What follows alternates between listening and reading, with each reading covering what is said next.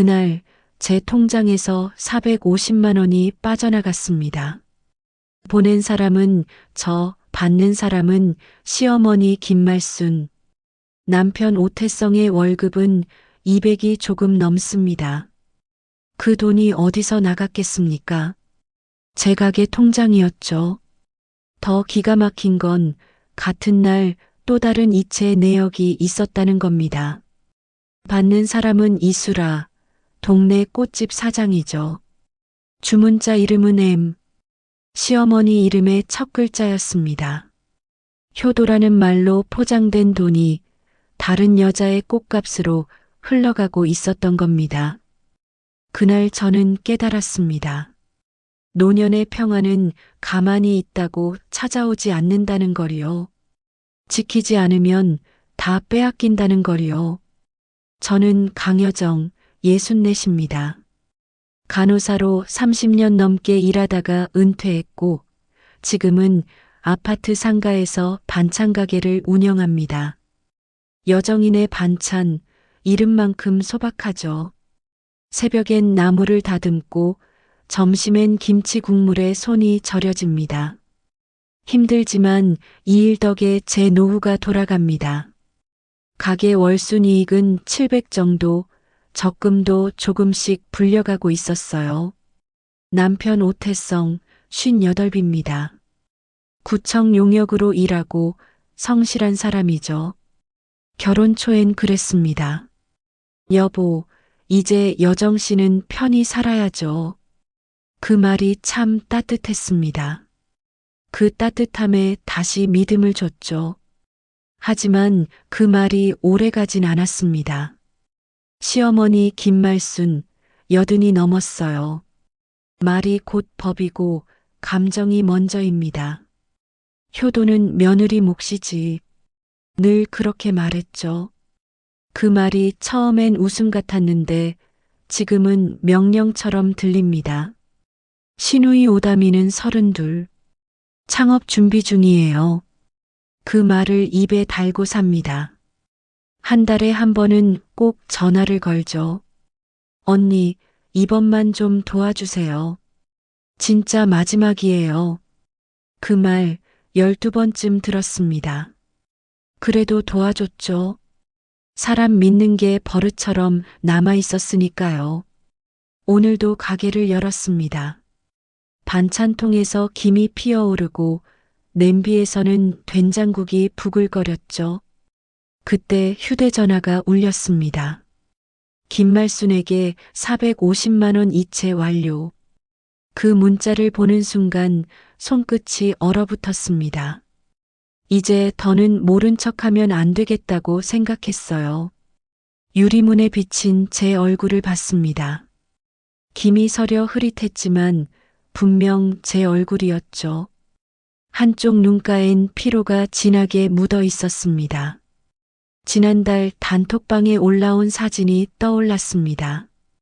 팔뚝에 굵은 금팔찌를 찬 김말순. 딸이 최고다.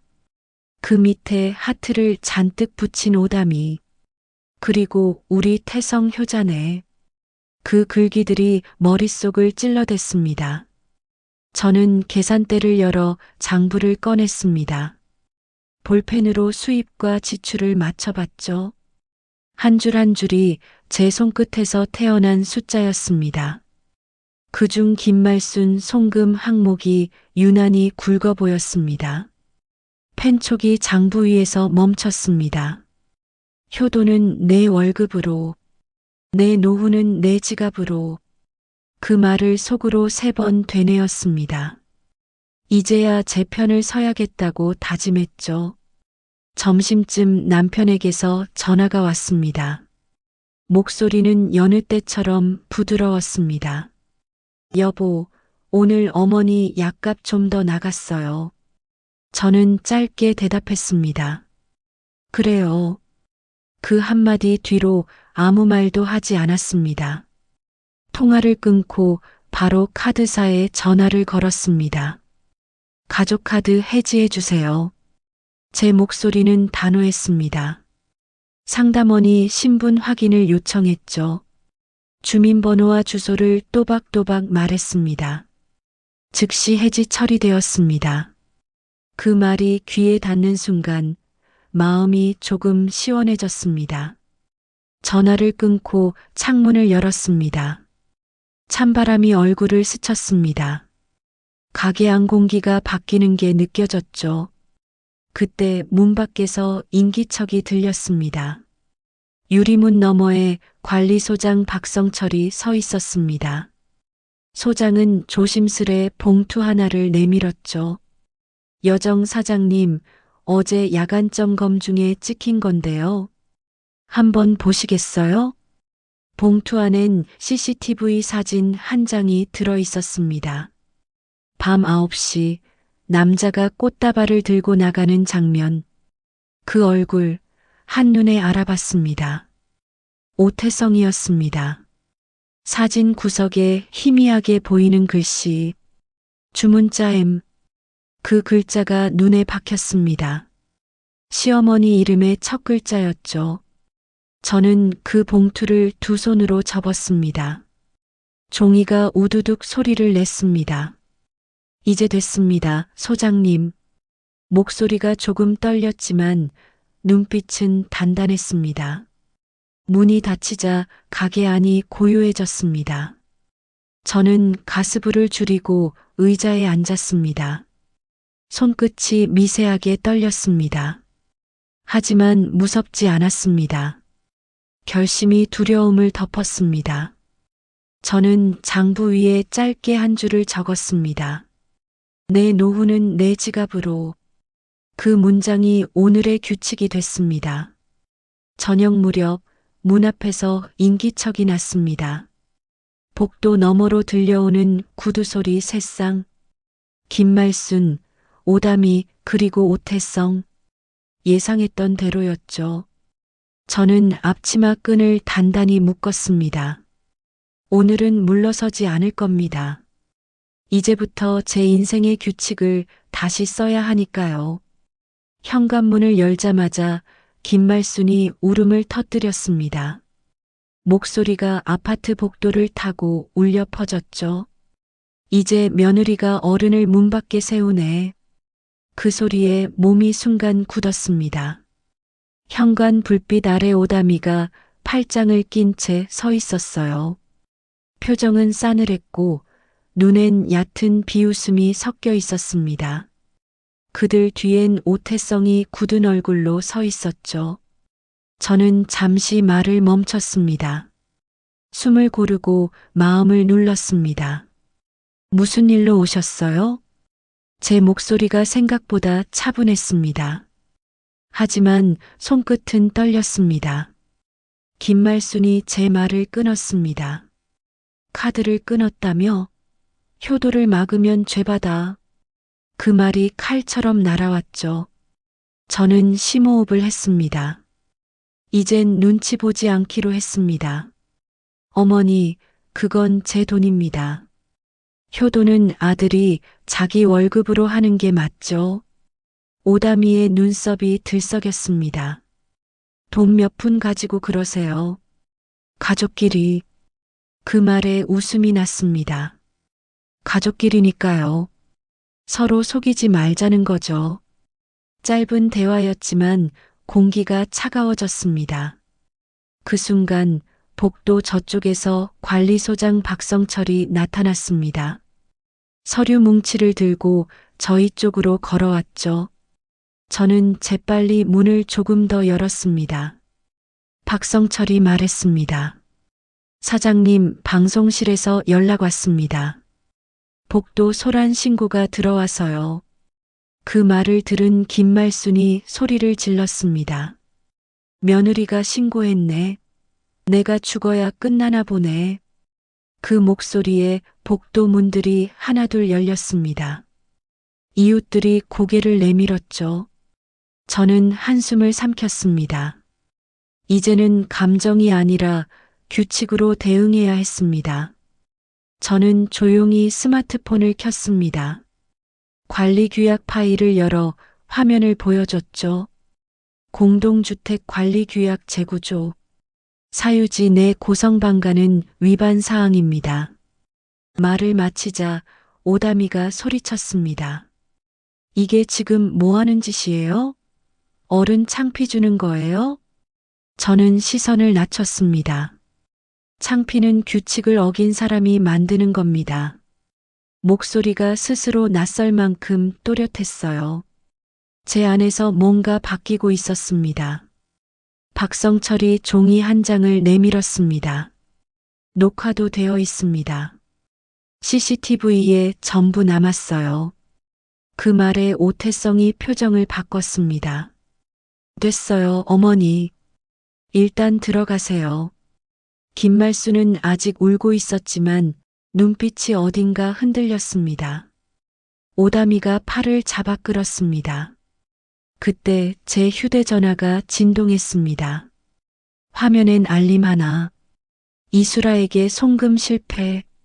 심장이 내려앉는 느낌이 들었죠. 모든 실이 하나로 이어지고 있다는 확신이 들었습니다. 이웃 몇 명이 복도 끝에서 속삭였습니다. 또 저 집이래. 며느리 참 대단하네. 그 말이 들렸지만 부끄럽지 않았습니다. 오히려 시원했어요.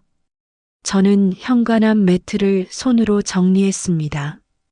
흙먼지를 털어내고 문을 닫았습니다. 손잡이가 차갑게 식었죠. 그 차가움이 마음을 가라앉혔습니다. 거실로 들어오니 불빛이 조용했습니다. 식탁 위 물컵이 반쯤 비어 있었죠. 그 속에 비친 제 얼굴이 낯설지 않았습니다. 오늘은 무서움보다 평온이 컸습니다. 저는 휴대전화를 다시 들었습니다. 알림창에는 송금 실패 메시지가 그대로 떠 있었죠. 그리고 그 밑에 한 줄이 더 있었습니다. 보낸 사람 오태성. 저는 눈을 감았습니다. 이제 의심이 아니라 사실이었습니다. 조용히 앉아 커튼을 걷었습니다. 복도 불빛이 희미하게 들어왔습니다. 그 아래로 그림자 셋이 천천히 멀어지고 있었죠. 김말순, 오다미, 오태성. 세 사람의 그림자가 겹쳤다가 흩어졌습니다. 그 모습이 이상하게 덧없어 보였습니다. 저는 그 그림자를 끝까지 바라봤습니다. 이제 두려움보다 궁금함이 커졌습니다. 그 돈은 어디로, 누구에게 흘러갔을까요? 가게 장부의 빈칸이 제 머릿속에서 번쩍였죠. 내일부터는 거기서부터 확인해야 합니다. 오늘은 여기까지만 참겠습니다. 오늘은 제가 이겼습니다. 다음 날 아침 저는 가게 문을 열자마자 장부부터 꺼냈습니다. 손끝이 차가웠어요. 밤새 뒤척였거든요. 가계부의 숫자들이 머릿속에서 이리저리 움직였습니다. 이체 내역을 하나씩 훑는데 익숙한 이름이 눈에 들어왔죠. 이수라. 이름 옆엔 매월 5일 30만 원, 50만 원, 때론 60만 원. 정확히 날짜가 맞았습니다. 김말순 송금일과 같았죠.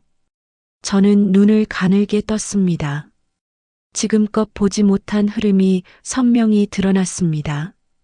장부 한쪽엔 남편 글씨가 있었습니다. 병문안.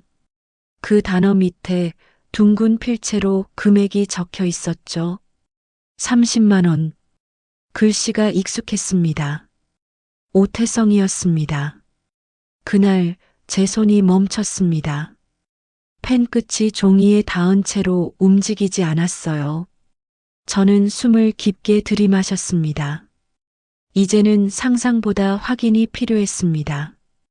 오전 10시 박지후에게 전화를 걸었습니다. 생활비 명목 송금이 반복됩니다. 받는 사람은 꽃집 사장이에요. 박지후는 잠시 조용히 듣더니 말했습니다. 이게 단순 생활비면 설명이 되지만 패턴이 있다면 다릅니다. 자료를 모으세요. 증빙이 곧 힘입니다.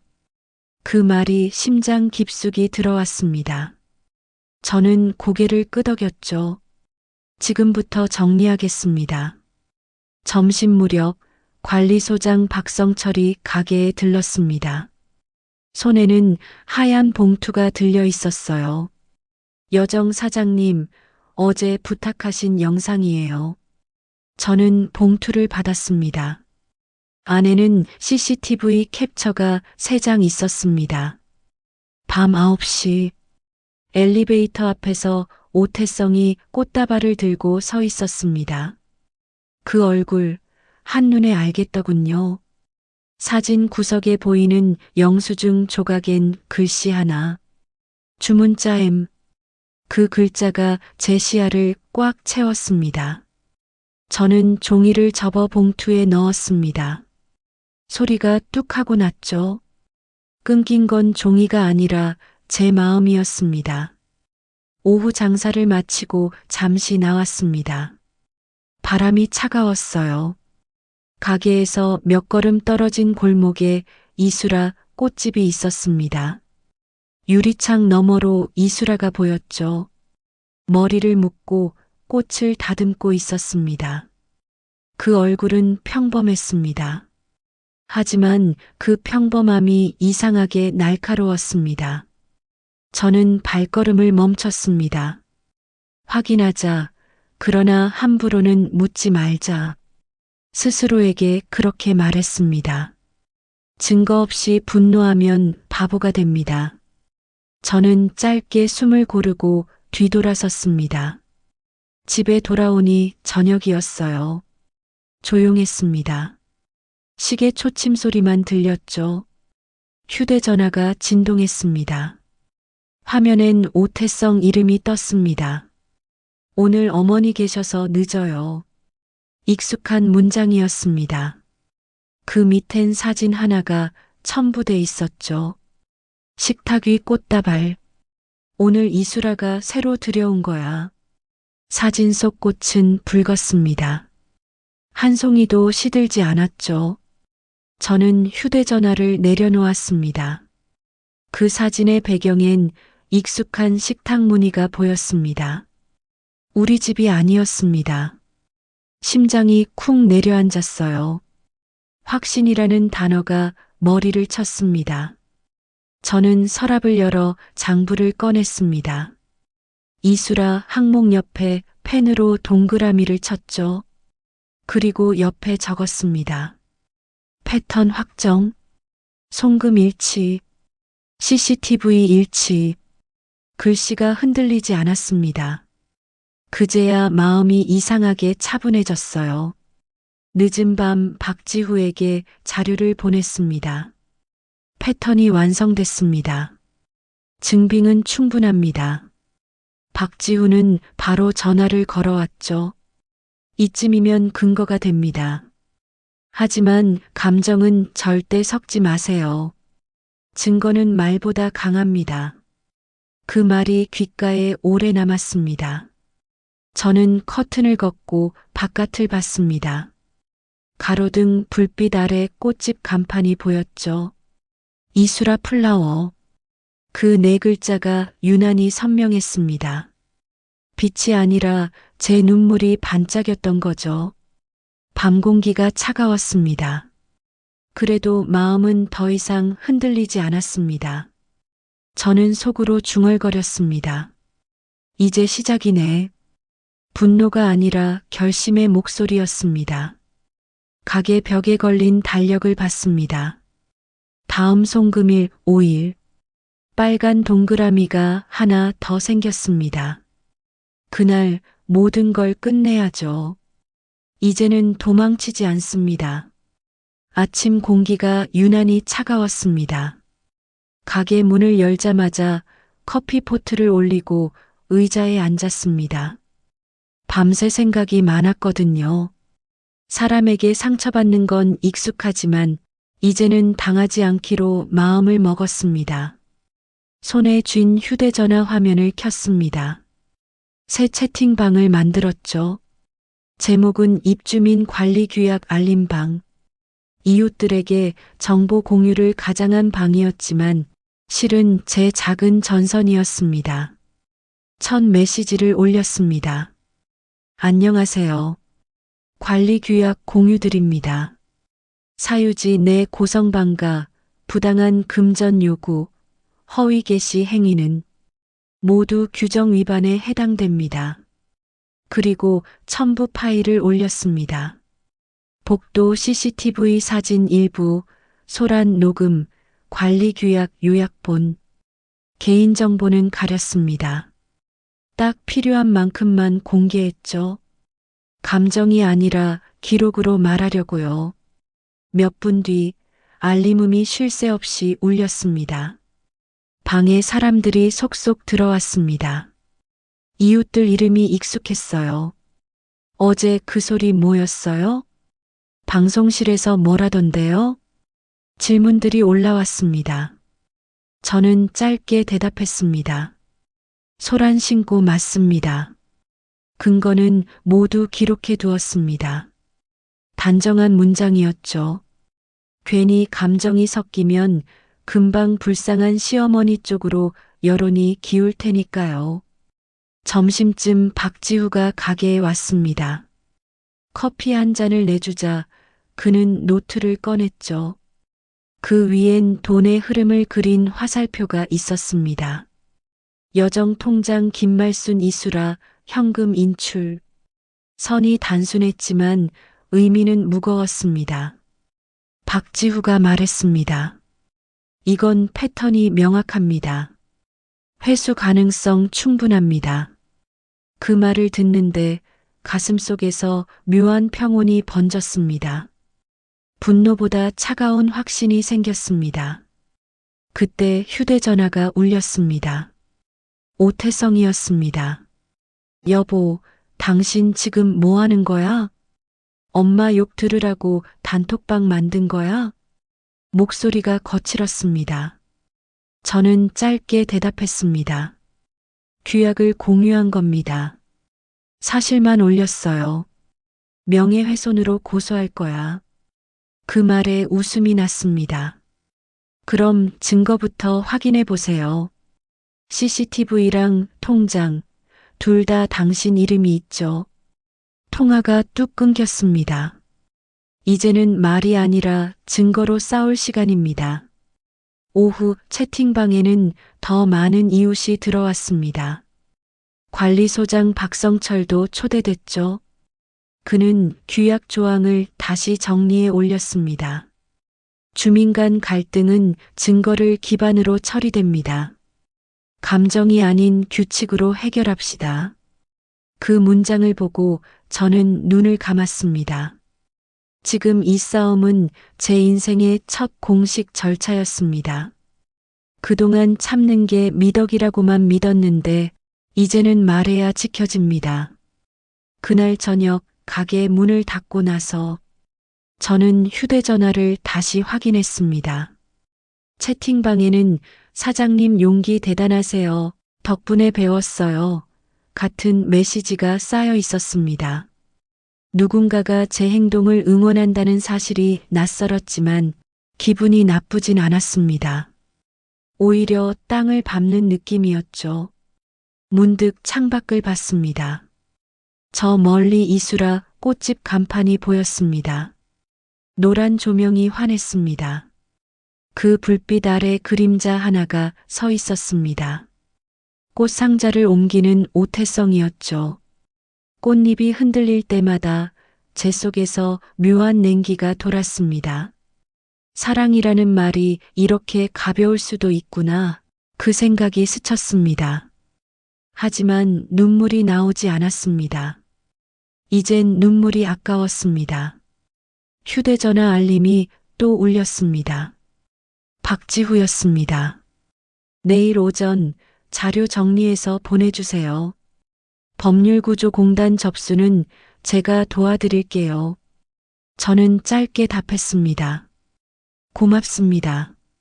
손끝이 떨리지 않았습니다. 이제 감정이 아니라 절차로 싸울 겁니다.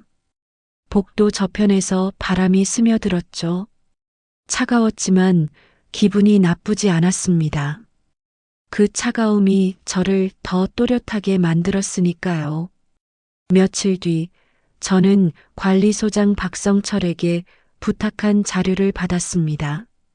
주민복도 CCTV, 주차장 출입 기록, 그리고 경로당 행사 사진 몇 장. 모두 지난 한 달 사이의 자료였죠. 그중 한 장이 제 눈에 걸렸습니다. 시어머니 김말순의 팔목이 반짝이고 있었습니다. 굵은 금팔찌였어요. 플랫이 불빛 아래에서 노랗게 빛났습니다. 며칠 전 단톡방에 올라왔던 그 사진 속 팔찌와 같았습니다. 그 팔찌, 제 통장에서 나간 돈으로 산 거겠죠. 그 생각이 머릿속을 세게 때렸습니다. 그날 오후 저는 가게 계산대를 정리했습니다. 영수증 묶음 속에서 이상한 기록이 눈에 띄었습니다. 이수라 꽃집 영수증. 금액은 65만 원, 결제 방식은 현금. 메모란에는 짧게 선물용이라고 적혀 있었습니다. 펜을 쥔 손끝이 떨렸습니다. 이게 단순한 꽃이 아니라 선물이라면 그 선물은 누구를 위한 걸까요? 제 머릿속에서 답은 이미 정해져 있었죠. 저녁 무렵 박지우가 가게에 들렀습니다. 자료를 보여주자 그는 노트를 꺼내며 말했습니다. 이제 흐름이 완성됐습니다. 여정 통장에서 이체 김말순 이수라 현금. 그리고 다시 현물. 이건 명백한 재산 이전 패턴이에요. 그 말이 단단히 들려서 순간 숨이 막혔습니다. 그럼 돌려받을 수 있을까요? 제가 묻자 박지우가 확신에 찬 목소리로 말했습니다. 회수 가능합니다. 이건 효도가 아니라 위장 이전입니다. 그 말이 마음속 깊이 내려앉았습니다. 밤이 되자 휴대전화가 울렸습니다. 오태성이었습니다. 여보, 당신이 왜 이리 흉흉하게 만들어? 가족끼리 이게 뭐야? 그 말에 웃음이 나왔습니다. 가족이라면 속이지 말았어야죠. 엄마가 좀 받았다고 그걸로 난리야? 남들은 효도비 1,000만 원씩 드려. 그건 자기 돈으로 드리는 거잖아요. 당신은 내 통장으로 했죠. 한동안 침묵이 흘렀습니다. 통화 끝에 오태성이 낮게 말했습니다. 당신도 참 고집세다. 그 말이 이상하게 기분 나쁘지 않았습니다. 이제라도 제 고집이 필요했거든요. 전화를 끊고 거실로 나왔습니다. 달력 옆에 붙여둔 CCTV 캡처 사진이 눈에 들어왔습니다. 그 안에서 오태성은 꽃다발을 들고 서 있었죠. 그 사진을 바라보는 동안 불빛 아래 팔찌가 반짝였습니다. 저는 눈을 가늘게 떴습니다. 금팔찌의 값이 얼마든 이제 계산할 때다. 그 생각이 머릿속에서 또렷하게 맴돌았습니다. 다음 날 오전 관리소장 박성철이 서류를 들고 찾아왔습니다. 이거 사장님이 말한 현금 거래 내역이에요. CCTV에 어제 장면이 찍혔습니다. 그는 조심스레 노트북을 돌려 보여줬습니다. 화면 속에는 오태성이 봉투를 들고 경로당으로 들어가는 장면이 있었습니다. 그 뒤를 따라 들어가는 사람이 김말순이었죠. 봉투는 금색이었습니다. 봉투 크기만 봐도 안에 뭐가 들었는지 알 수 있었습니다. 저는 입술을 깨물었습니다. 심장은 빠르게 뛰었지만 얼굴은 차분했습니다. 그날 저녁 저는 반찬가게 문을 일찍 닫았습니다. 전등을 끄고 의자에 앉았습니다. 가게 안엔 된장 냄새가 은은하게 남아 있었죠. 손에 든 노트를 펼쳤습니다.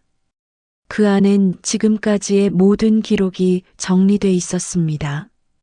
이체 내역, CCTV, 사진, 장부, 그리고 금팔찌. 페이지마다 잉크가 진하게 번졌습니다. 그게 제 마음의 흔적 같았어요. 밤 9시 휴대전화로 메시지가 도착했습니다. 이수라였습니다. 여정 사장님, 잠시 뵐 수 있을까요? 그 문장을 보는 순간 심장이 쿵 내려앉았습니다. 왜 지금일까? 직감이 말했습니다. 무언가 터질 시간이란 걸. 저는 천천히 답장을 썼습니다. 내일 아침에 가게로 오세요. 보내기 버튼을 누르는 손끝이 차가웠습니다. 이제는 도망칠 사람도 숨을 사람도 없습니다. 모두가 제 장부 속에 있으니까요. 그 장부가 이제 제 무기입니다. 이수라가 가게로 온 건 다음 날 아침 9시였습니다. 문 열자마자 벨이 울렸죠. 유리문 너머로 그녀가 서 있었습니다. 단정하게 묶은 머리, 짙지 않은 화장. 그 얼굴을 보자 마음 한구석이 묘하게 식었습니다. 저는 아무 말 없이 냉장고 앞 테이블을 가리켰습니다. 앉아요. 그녀는 고개를 숙이며 자리에 앉았습니다. 공기가 조용했죠. 끓는 된장국 냄새만 흘렀습니다. 할 말이 있다고 했죠. 제가 먼저 말을 꺼냈습니다. 이수라는 손을 모은 채 말했습니다. 사장님, 정말 죄송합니다. 저 그런 뜻은 아니었어요. 무슨 뜻이 아니었는데요? 그냥 도와준다고 해서요. 누가요? 오태성 씨요. 그 이름을 입에 담는 순간 가게 안의 공기가 확 식어버렸습니다. 이수라가 고개를 숙였습니다. 처음엔 그냥 가게 꽃 납품만 했어요. 그런데 어느 날 어머니 약값 도와드린다면서 돈을 제 통장으로 보내달라고 하시더라고요. 그게 몇 번이었죠? 7번이요. 처음 2번은 바로 김말순 여사님 계좌로 보냈고 그 다음부터는 생활비로 쓰셨어요. 생활비요? 네. 근데 그 생활비 전부 한 아이한테 들어갔어요. 그녀의 목소리가 떨렸습니다. 저는 숨을 멈췄습니다. 아이요? 네. 김말순 여사님이 숨기고 계신 손주예요. 순간 머리가 멍해졌습니다. 무슨 소리예요? 이수라가 떨리는 손으로 가방을 열었습니다. 사진 한 장을 꺼내 제 앞에 놓았습니다. 초등학교 운동장에서 찍힌 단체 사진, 그 가운데 김말순이 아이의 손을 잡고 있었습니다. 아이 얼굴은 오태성을 닮아 있었습니다. 눈매, 입모양까지 똑같았죠. 그 아이 5살이에요. 어머니가 오래전부터 챙겨왔다고 했어요. 그 돈 대부분이 그 집으로 갔습니다. 이수라의 말이 끝나자 머릿속이 하얘졌습니다. 저는 물컵을 집어들었다가 내려놓았습니다. 손끝이 떨렸습니다. 그럼 당신은 그걸 다 알면서 계속 받은 거예요? 사장님, 저도 몰랐어요. 그 아이가 누군지도 모르고 그냥 도와주는 줄만 알았어요. 그럼 그 꽃다발은 어머니 생신 선물이었어요. 제가 대신 주문해 드렸어요. 그녀의 눈엔 눈물이 맺혀 있었습니다. 하지만 그 눈물이 전부 진심인지 아니면 계산된 연민인지 구분이 되지 않았습니다. 잠시 아무 말도 하지 않았습니다. 된장국이 식어가며 기름막이 얇게 퍼졌죠. 그때 제 안에서 2가지 마음이 싸웠습니다. 한쪽은 분노, 다른 한쪽은 이해. 김말순의 거짓은 용서할 수 없지만 그 아이는 무슨 죄가 있을까 싶었습니다. 그 아이는 어쩌면 제가 한때 간호하던 병실의 환자들처럼 세상 가장 약한 존재일 수도 있겠죠. 하지만 그렇다고 해서 거짓을 덮을 이유가 되진 않았습니다. 이수라가 조용히 일어섰습니다. 사장님, 전 여기까지만 말씀드릴게요. 더는 엮이고 싶지 않아요. 그녀는 그렇게 말하고 문을 열어 밖으로 나갔습니다. 유리문 너머로 햇빛이 비쳤습니다. 그 빛이 지나가며 제 얼굴을 스쳐 지나갔습니다. 저는 가게 안으로 다시 들어와 테이블 위 사진을 바라봤습니다. 아이의 웃는 얼굴이 이상하게 오래 눈에 남았습니다. 그 웃음이 무겁게 마음에 내려앉았죠. 이젠 단순한 불륜이 아니라 가족의 거짓과 책임의 문제로 바뀌었습니다. 저는 천천히 노트를 펼쳤습니다. 맨 마지막 장에 한 줄을 썼습니다. 숨겨진 생활비, 아이 존재 확인. 진실은 이제 반쯤 드러났다. 펜을 내려놓자 손끝이 떨리지 않았습니다.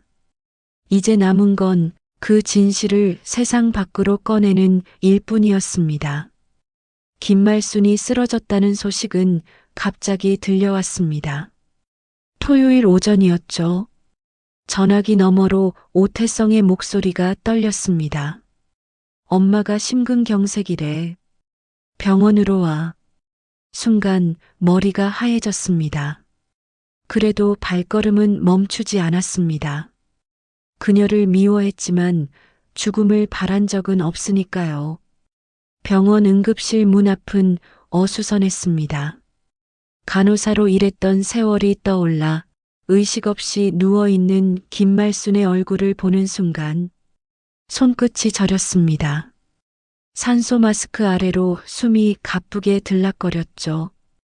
의사는 조심스럽게 말했습니다. 상태가 좋지 않습니다. 가족분 준비하시죠. 그 말을 듣는 순간 눈앞에 지난 세월이 겹쳐졌습니다. 결혼식 날 미소 짓던 얼굴, 명절날 내 반찬에 흠을 잡던 목소리, 그리고 효도는 며느리 몫이지 하던 표정까지 그 모든 게 한순간에 뒤섞였어요. 며칠 후 김말수는 결국 숨을 거두었습니다. 장례식장은 구청 근처 작은 병원 지하였습니다. 향 냄새가 복도에 가득했고 사람들이 검은 옷을 입고 서 있었습니다. 저는 조문객 사이에서 조용히 절을 올렸습니다. 눈물이 나오지 않았어요. 그저 마음속이 조용했습니다. 문득 조문객 명단 옆에 낯선 이름 하나가 눈에 들어왔습니다. 이수라. 그녀는 조용히 앉아 있었어요. 눈가가 벌겋게 부어 있었습니다. 그 옆엔 아이 한 명이 서 있었습니다. 5살쯤 되어 보였죠. 그 아이 사진 속에서 봤던 얼굴이었습니다. 오태성의 눈매를 그대로 닮은. 저는 발걸음을 멈췄습니다. 그때 오태성이 다가왔습니다. 여보, 이게 무슨 일인지 이제 알겠지? 그의 목소리가 떨렸습니다. 저 아이 엄마가 몰래 키운 거래. 우리 형이 오래전에 사고로 세상을 떠났었잖아. 그 아이가 형의 아들이래.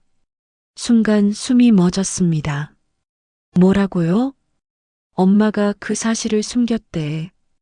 형수는 외국으로 나가고 아이는 고아원에 맡겨졌대. 엄마가 몰래 찾아가서 돌봤대. 저는 말이 나오지 않았습니다. 그럼 그 생활비, 그 송금 다. 그래. 전부 그 아이 때문이었대. 오태성의 눈이 붉게 젖어 있었습니다. 뒤에서 이수라가 조용히 다가왔습니다. 사장님, 죄송했어요. 저도 그 아이의 존재를 알고 나서 도와드린 거예요. 그녀가 고개를 숙였습니다. 아이의 손이 그녀 손을 꼭 잡았습니다. 작고 따뜻한 손이었습니다. 그 손을 보는 순간 이상하게 눈시울이 뜨거워졌습니다. 영정 사진 속 김말수는 평소보다 부드러운 표정이었습니다. 그 얼굴을 바라보며 생각했습니다. 이 사람은 거짓을 쌓아 올렸지만 그 거짓의 밑바닥엔 누군가를 지키려는 사랑이 있었던 걸까? 나는 미움을 너무 오래 품은 걸까?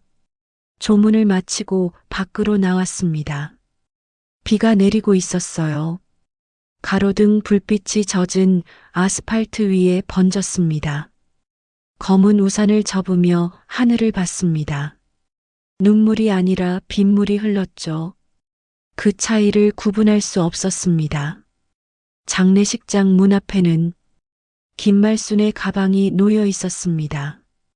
직원이 말했죠. 유품이랍니다. 가족분이 받아가세요. 가방 안엔 노트 한 권과 봉투 하나가 있었습니다. 봉투엔 짧은 메모가 붙어 있었죠. 여정아, 그 아이만은 미워하지 마라. 손끝이 떨렸습니다. 그 봉투 안에는 현금 500만 원이 들어 있었습니다. 그리고 작은 메모 하나. 내가 빚졌던 효도 이제 갚는다. 글씨가 흐릿하게 번져 있었어요. 저는 그 돈을 꼭 쥐었습니다. 따뜻하지도 차갑지도 않았습니다. 그냥 묵직했습니다. 그게 김말순의 마지막 마음이라는 걸 알았습니다. 병원 로비로 걸어 나오는데 아이의 웃음소리가 멀리서 들렸습니다. 그 아이가 장례식장 문 앞에서 작은 국화꽃을 들고 있었어요. 저는 잠시 그 자리에 멈춰 섰습니다. 그 아이의 얼굴을 바라보며 마음속으로 중얼거렸습니다. 괜찮아, 아이야. 어른들의 잘못은 내 탓이 아니야. 그 말을 하고 나니 비로소 눈물이 흘렀습니다. 긴 세월 동안 참았던 눈물이었죠. 그날 저는 처음으로 진짜로 울었습니다. 장례식이 끝난 지 일주일이 지났습니다. 김말순의 방에는 여전히 향 냄새가 남아 있었죠. 그 냄새가 집안 구석에 배어 있어서 문을 열면 아직도 그 사람이 살아있는 것 같았습니다. 하지만 집안은 조용했습니다. 이제는 아무도 저를 가르치지도 잔소리하지도 않았습니다. 처음엔 그게 낯설었지만 조금씩 익숙해졌습니다. 오태성은 며칠째 말을 아꼈습니다. 장례식장에서 울던 얼굴이 아직 기억납니다. 그 사람도 무너진 거겠죠. 이제 와서 미움이 남아도 서로 상처 입은 사람이라는 사실은 변하지 않습니다. 그도 저도 김말순도 우린 다 같은 피로 얼룩진 가족이었으니까요. 오늘 아침 가게 문을 열며 잠시 달력을 바라봤습니다. 빨간 동그라미가 하나 남아 있었습니다. 송금일. 이제는 그날이 더 이상 두렵지 않았습니다. 저는 계산대를 열고 그동안 모아둔 가게 매출을 세었습니다. 현금 봉투 안에는 꼭 500만 원이 들어 있었습니다. 김말순이 남기고 간 봉투 속 돈과 같은 액수였습니다. 우연일까요? 아니면 인연일까요? 그 돈을 들고 저는 은행으로 갔습니다. 창구 앞 의자에 앉아 송금창을 열었습니다. 받는 사람 칸에 잠시 멈칫했습니다. 그곳에 아이 이름을 적었습니다. 김하늘. 김말순의 손주이자 제가 이제 미워할 수 없는 아이. 송금액을 입력하고 메모란에 짧게 썼습니다. 학비 후원금. 손끝이 미세하게 떨렸습니다. 하지만 이번엔 무서움이 아니었습니다. 이건 누군가를 위한 효도가 아니라 제 스스로를 위한 정리였습니다. 이체하시겠습니까? 은행 직원이 물었습니다. 예. 그 한마디를 내뱉는데 가슴이 이상하게 가벼워졌습니다. 화면에 뜬 문장이 눈에 들어왔죠. 김하늘에게 500만 원 송금 완료. 그 문장을 보며 알았습니다. 이게 진짜 마지막 이체라는 거요. 은행을 나서니 바람이 불었습니다. 초겨울 냄새가 코끝을 스쳤습니다. 길 건너편 카페 유리창에 제 얼굴이 비쳤습니다. 예전보다 주름이 깊어졌지만 이상하게도 얼굴이 편안해 보였어요. 그게 스스로를 용서한 얼굴이겠죠. 집에 돌아와 장부를 꺼냈습니다. 마지막 페이지에 한 줄을 적었습니다. 모든 거래 종료. 이제부터는 내 이름으로 산다. 펜을 놓자 손끝이 따뜻했습니다. 저녁 무렵 가게로 전화가 왔습니다. 사장님, 김하늘이에요. 엄마가 감사하대요. 작은 목소리였지만 또렷했습니다. 그 목소리에 눈물이 고였습니다. 그래, 공부 열심히 해라. 그 말을 하며 저는 웃었습니다. 아주 오래간만에 진심으로 가게 문을 닫고 불을 껐습니다. 창밖엔 가로등 불빛이 반짝였죠. 그 빛이 마치 누군가의 눈물처럼 느껴졌습니다. 하지만 그건 슬픔의 빛이 아니었습니다. 이제 제 삶에도 작은 희망이 켜진 겁니다. 저는 마지막으로 가게 간판을 바라봤습니다. 여정인의 반찬. 그 이름이 처음으로 자랑스럽게 보였습니다. 그리고 속으로 조용히 중얼거렸습니다. 이제 진짜 내 인생 시작이다. 그 말이 허공에 닿자 마음속 무게가 스르르 풀려내렸습니다. 그게 진짜 복수의 끝이었고 진짜 평화의 시작이었습니다.